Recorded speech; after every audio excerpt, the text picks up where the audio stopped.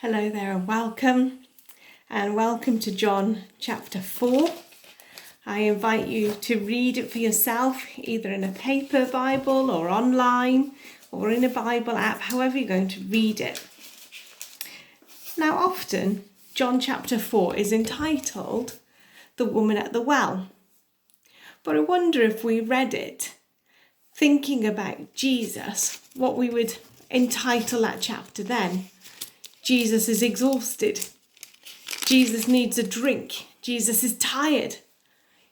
Jesus is vulnerable. I wonder what we would be thinking. And the reality is that Jesus is tired and he's thirsty. And it's in sharing this vulnerability with a woman who knows all about what it is to be vulnerable, because she has come to the pool in the highest temperature of the day so that she doesn't have to face the other women of the village. She knows what it's like to be vulnerable. It's because he meets her in his vulnerability that they are able to have a conversation. And it's because of that she's open. And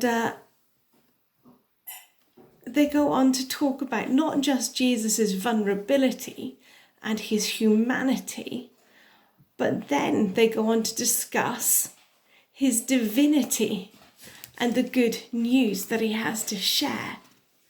And this woman, who knows all about her own humanity, her own sin, her life is transformed by meeting Jesus, as she knows something of the work of his divinity and his Holy Spirit in her life. I love the disciples. The disciples are my favourites. They come back and they miss out the whole experience of what's going on about this woman meeting Jesus, recognize him as fully God, fully human. They miss out on the whole thing that her life is being transformed by meeting the Messiah, and they're asking the obvious questions. Who brought Jesus some food? Did somebody else bring him food? What's going on here? He spent all this time with them. They were already good friends before they started following him. Some of them, they would have been cousins and relatives. And they're asking the really obvious questions and missing out on who Jesus is. Jesus invested in these people day and night, eating, drinking, travelling, working alongside, walking alongside. They baptized in his name, and yet somehow they missed what was going on. But he was prepared to invest in them. Even when they were missing the obvious, he was prepared to invest in them and encourage them. And nothing was too stupid to ask. Doesn't that make you feel better? Makes me feel better. Nothing was off limits. And I've got a couple of questions for you today. I haven't touched the end of chapter 4, but I have a couple of questions for you. Who are you investing in the way that Jesus invested in his disciples?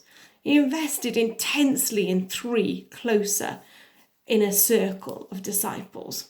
And then he invested in the 12 and further on to the 72. But who are your 3 that you're intensely discipling, walking alongside, working alongside, eating, sleeping, the whole shebang? Who are you doing life with and pointing them to Jesus?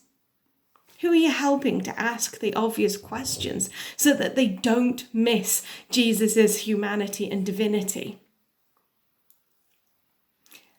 And who is God asking you to be vulnerable before so that you can point them to Jesus?